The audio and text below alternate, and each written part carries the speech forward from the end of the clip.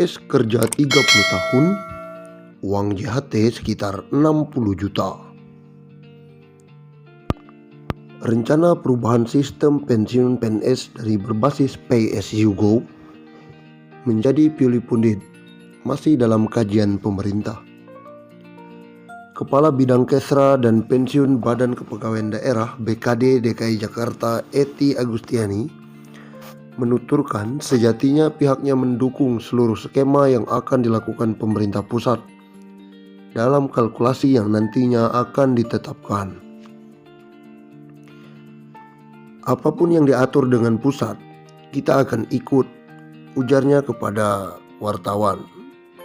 Ety menjelaskan, pada dasarnya PNS paham bahwa setiap bulan gajinya yang didapat dipotong secara sistem iuran wajib pegawai negeri atau IWP.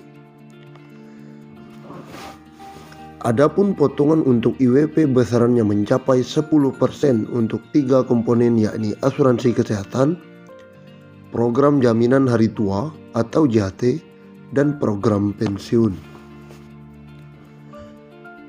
Adapun rincian IWP bagi PNS aktif atau pensiunan sebesar 10%, sementara untuk gaji terusan sebesar 2% dari penghasilan atau gaji.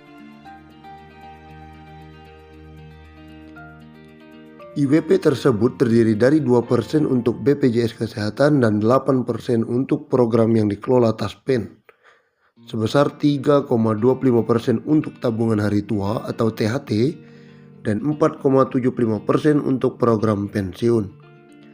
Seluruhnya jika dijumlah mencapai 10%. Skema yang baru memang masih RPP, itu yang dari penghasilan, bukan gaji. Kami menunggu dari pusat skema yang baru yang masih RPP itu, jelasnya. Dia juga tak menampik pernyataan Menpan RB yang menyatakan bahwa manfaat yang diberikan pada PNS sangat kecil. Bagi Ety, kecilnya manfaat yang diterima itu disebabkan karena potongan yang dikenakan selama ini juga masih dalam jumlah yang sangat kecil. Karena iurannya kecil ketika ditabung kecil, jadi seimbang, yang dikumpulin kecil dapatnya kecil. Dia melanjutkan, ketika nantinya skema RPP yang baru akan muncul dengan pemotongan yang lebih besar, maka otomatis manfaat yang didapat akan menjadi lebih besar. Ety menganalogikan, nantinya ketika seorang PNS pensiun, dia akan mendapatkan komponen dari PNS atau potongan dana kelola yang masuk ke Taspen itu. Komponen THT akan dibayarkan sekali ketika pensiun dan komponen program pensiun yang akan didapat tiap bulan. Dengan kecilnya presentasi pemotongan, dia pun tak heran bahwa manfaat yang didapat pun sangat kecil. Sebagai gambaran, misal ada pegawai yang sudah 30 tahun kerja terhitung mulai dari CPNS sampai pensiun, itu kan masa kerjanya sekitar 30 tahun. Nanti dia paling mendapat uang JHT itu sekitar 58 sampai 60 jutaan saja. Kecil memang.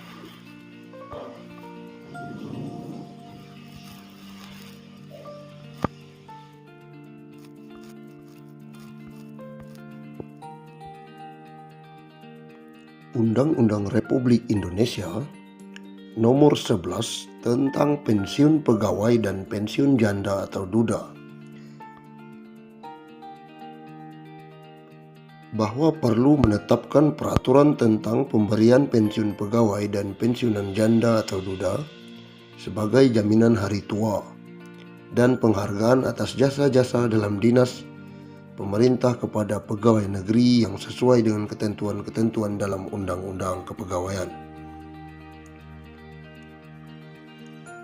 Undang-Undang tentang pensiun pegawai dan pensiun janda atau duda. Pensiunan pegawai dan pensiunan janda atau duda menurut undang-undang diberikan sebagai jaminan hari tua dan sebagai penghargaan atas jasa-jasa pegawai negeri selama bertahun-tahun bekerja dalam dinas pemerintah. pensiunan pegawai, pensiun janda atau duda, dan tunjangan-tunjangan serta bantuan-bantuan di atas pensiun yang dapat diberikan berdasarkan ketentuan-ketentuan dalam undang-undang. Bagi pegawai negeri sipil atau bekas pegawai negeri sipil yang terakhir sebelum berhenti sebagai pegawai negeri sipil atau meninggal dunia, berhak menerima gaji atas beban anggaran pendapatan dan belanja negara. Menjelang pembentukan dan penyelenggaraan sesuatu dana pensiun yang akan diatur dengan peraturan pemerintah, dibiayai sepenuhnya oleh negara. Sedangkan pengeluaran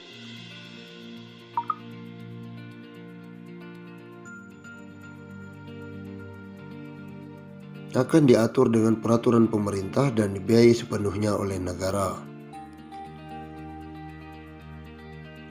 Bagi pegawai negeri atau bekas pegawai negeri yang tidak termasuk di atas, dibiayai oleh dana pensiun yang dibentuk dengan penyelenggaraan yang diatur peraturan pemerintah.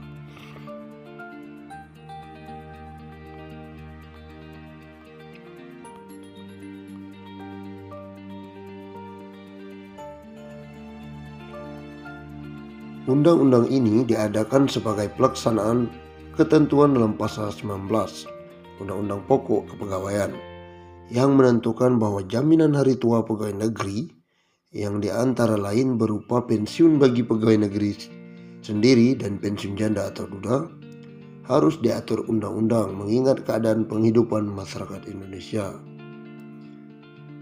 Sesuai dengan ketentuan dalam Undang-Undang Pokok Kepegawaian, maka peraturan pensiun yang baru ini mempunyai sifat pokok. Pensiun diberikan sebagai jaminan hari tua, sebagai penghargaan atas jasa-jasa pegawai selama bekerja bertahun-tahun dalam dinas pemerintah. Kedua sifat dari pensiun itu telah menentukan penyatuannya dalam pasal 19. Undang-undang ini yang menentukan 3 syarat pokok untuk memperoleh hak pensiunan, yaitu telah mencapai usia sekurang-kurangnya 50 tahun, memiliki masa kerja untuk pensiun sekurang-kurangnya 20 tahun.